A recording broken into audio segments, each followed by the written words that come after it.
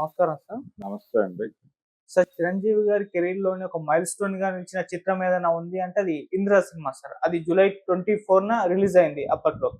అయితే ఆ cinema release అయిన రోజు ఒక సెన్సేషన్ క్రియేట్ చేసింది. ఇప్పుడు అదే సెంటిమెంట్‌ని ఆయన 'చిరంజీవి' గారు 'విశ్వంబర' సినిమా కూడా వర్కౌట్ చేయాలన్న ఆలోచనలో ఉన్నారని అంటే జూలై 24 రోజునే 'విశ్వంబర' సినిమాని రిలీజ్ చేసే ఆలోచనలో ఆ ప్లాన్‌లో ఉన్నట్టుగా తెలుస్తుంది సార్. మరి 'జగదేక వీరుడు అతిలోక సుందరి' డేట్ మిస్ అయింది గానీ 'ఇంద్ర' సినిమా డేట్ మిస్ అవ్వకూడదు అన్నట్టుగా ప్లాన్ చేస్తున్నట్టు తెలుస్తుంది. మరి ఆ సెంటిమెంట్ వర్కౌట్ అవుతుందా? అంటే డేట్‌ల సెంటిమెంట్ వర్కౌట్ అవుతుందంటారా? మరి రిలీజ్ వార్తల్లో వస్తున్న వార్తలపై నిజమేనా? ఇందులో నిజానిజాలనేది వాళ్ళు చెప్పాలి. నిర్మాతలకు చెప్పాలి. హ్మ్. అయితే ఇది మే 9థ్ రిలీజ్ అవుతుందనేది ముందు వాళ్ళు అది కూడా అధికారికం కాదు. హ్మ్.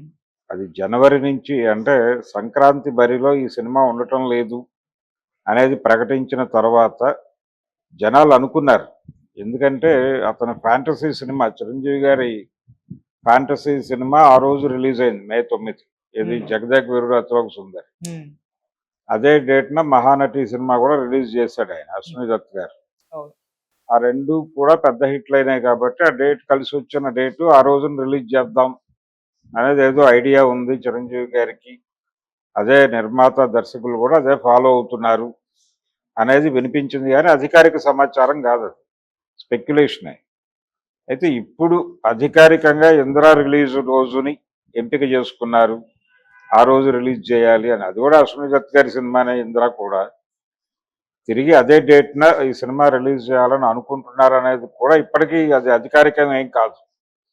ఇది కూడా స్పెక్యులేషనే. ఇది కూడా ఊహ. ఎందుకు ఊహ అంటే మే 9 ఆహ్, Pavan Kalyan cinema release date announce చేశారు. 'హరిహర వీరమల్లు'. 'హరిహర వీరమల్లు' రిలీజ్ అవుతోంది కాబట్టి ఆయన ఆ డేట్‌ని వదిలేశారు చిరంజీవి గారు. 'విశ్వంభర' వదిలేసింది అని మాట్లాడారు చాలామంది. అంటే తమ్ముడి కోసం త్యాగం చేస్తున్నాడు అని. తమ్ముడి కోసం మే 9 త్యాగం చేయటం కొత్తేం కాదు. ఆయన కొడుకు కోసం సంక్రాంతిని త్యాగం చేశాడు. ఇలా కొడుకు కోసం ఒక డేటు, తమ్ముడి కోసం ఒక డేటు వదిలేశాడు ఆయన. వాట్ నెక్స్ట్ అని. అంటే మళ్ళీ ఎప్పుడు రిలీజ్ అవుతుంది సినిమా సీజన్ లేకుండా రిలీజ్ చేయరు. కాబట్టి దసరా సీజన్ టార్గెట్ చేయొచ్చు అని అనుకున్నారు అందరూ. లేకపోతే మళ్ళీ సంక్రాంతి అవుతుంది. మళ్ళీ సంక్రాంతికి ఆల్రెడీ ఒక సినిమా అనౌన్స్ అయి ఉంది చిరంజీవి. ఏది అనిల్ రావిపూడితో చేస్తున్నటువంటి సినిమా సంక్రాంతి డేట్ అనౌన్స్ చేశారు. హ్మ్. సో సంక్రాంతికి మళ్ళీ ఆయనే ఫిక్స్ అయి ఉన్నాడు కాబట్టి అనివార్యంగా ఈ సినిమాని దసరాకైనా రిలీజ్ చేయాలి. సంక్రాంతి మిస్ అయితే దసరాకి రిలీజ్ చేయాలి. కాబట్టి దసరాకి పెడతారు అనేది అందరూ అనుకున్న విషయం. మరి ఇది జూలై నెలలో రిలీజ్ చేయటం అనేది అంటే అక్టోబర్ అవుతుంది దసరా అయితే. కానీ ఇది కొంచెం అడ్వాన్స్. హ్మ్. మరి అడ్వాన్స్ 7వ నెలలోనే రిలీజ్ చేస్తున్నారు అంటే ఈ సినిమాకు సంబంధించిన ఏ రకమైన అప్డేటు లేదు జనాల దగ్గర హ్మ్. అధికారికంగా. అంటే డైరెక్టరు, ప్రొడ్యూసరు, హీరో గారు ఇదిగో ఇది జరుగుతోంది అని ఎక్కడా మాట్లాడుతున్న సందర్భాలు లేవు. ఇదిగో ఈ షూటింగ్‌లో ఉన్నాము, లేకపోతే ఈ వీఎఫ్ఎక్స్ నడుస్తోంది, ఇలా ఉంది పరిస్థితి అనేది సినిమాకి సంబంధించిన అప్డేట్స్ కూడా ఏమీ లేవు. లేకపోవడంతో ఫ్యాన్స్‌లో ఒక గందరగోళ స్థితి అయితే ఉంది. ఆ గందరగోళాన్ని పోగొట్టాలంటే అధికారికంగా ఎవరో ఒకరు ముందుకొచ్చి ఏదో ఒక అప్డేట్ చెప్తే సరిపోతుంది కానీ రిలీజ్ డేట్‌కి సంబంధించిన న్యూస్ కాదు కావాల్సింది. హ్మ్. ఇది జూలైలో 'ఇందిరా' డేట్‌లో రిలీజ్ అయితే అవుతుంది ఓకే. దాంతో ప్రాబ్లమ్ కాదు. అసలు సినిమా కండిషన్ ఏంటి అనేది ఒక అప్డేట్. అయిపోయింది సినిమా ఆల్మోస్ట్ అనేది ఆయన ఆ మధ్య కొన్ని సోషల్ మీడియా ప్లాట్‌ఫామ్ మీద అక్కడక్కడ ఇంటర్వ్యూస్ ఇచ్చాడు ఆయన 'వశిష్ఠ'. ఇచ్చిన సందర్భంగా సినిమా బానే వచ్చింది, అద్భుతంగా వచ్చింది అనేది చెప్పాడు ఆయన వెర్షన్ ఆయన. కానీ అధికారిక సమాచారం రావట్లేదు ఈ సినిమాకి సంబంధించి. దానికోసం వెయిటింగ్. అంటే అసలు ఆ సినిమా పరిస్థితి ఏంటి? ఎప్పుడు రిలీజ్ అవుతుంది? ఏ కండిషన్‌లో ఉంది అనేది ఎక్కడో చోట ఒక ఇంటర్వ్యూనో, ప్రెస్ మీటో మరొకటో పెట్టి చెప్తే ఇక అది అధికారికం. ఇప్పుడు ఈ డేట్ కూడా మీడియాలో జరుగుతున్నటువంటి స్పెక్యులేషనే. అధికారికంగా ఎవరు ప్రకటించినట్టుగా లేదు. హ్మ్. కాబట్టి ఇదొక సాటిస్ఫాక్షన్.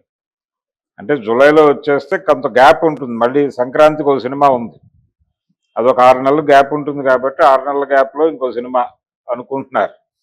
కానీ అక్టోబర్‌లో రిలీజ్ అయినా పెద్ద ప్రమాదం ఏం కాదు. ఆ గ్యాప్ చాలు. ఒకే రోజు 2 సినిమాలు, వారంలో 2 సినిమాలు ఒకే హీరోవి రిలీజ్ అయినటువంటి చరిత్ర మనకుంది. అందుకని ఇది పెద్ద ఇబ్బంది కాదు. జూలై ఇందిరా డేట్కి రిలీజ్ అయ్యి ఇందిరా లెవెల్ సక్సెస్ అయినా చాలు.